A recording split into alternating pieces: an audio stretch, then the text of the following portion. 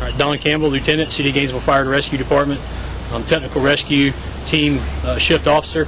Today we're checking our technical rescue equipment for today's festivities, also part of a weekly checkoff.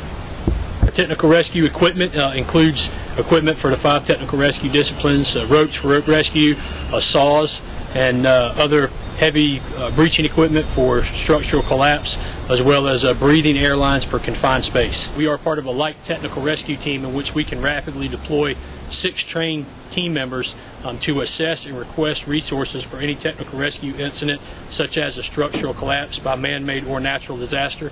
We're also part of a larger task force made up of 3 agencies from North Central Florida that make up Florida Task Force 8, which is a light urban search and rescue team similar to the teams that deployed to Haiti.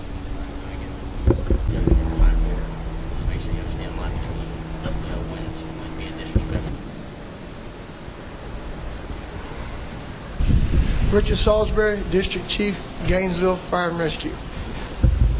During this special ceremony today, Gainesville Fire and Rescue will be enhancing the presence of the hazardous material team and the technical rescue team. Gainesville Fire and Rescue Technical Rescue Team are made up of individuals that have specialized training to mitigate problems with underground collapse, building collapse, or any man-made or natural disasters.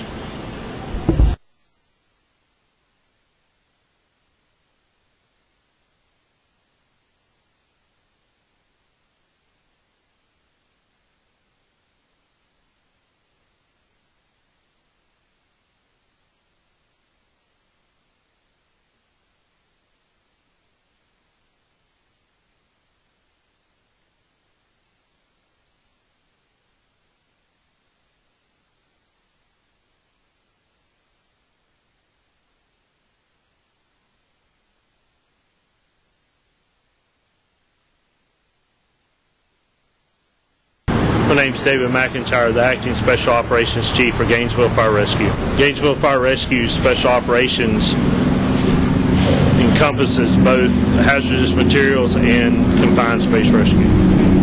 With today's events, Gainesville Fire Rescue is enhancing the presence of both their technical rescue team and their hazardous materials response. Gainesville Fire Rescue uses the latest technology with their hazardous materials team to detect and monitor for chemical releases, weapons of mass destruction, or any other hazards that we may encounter.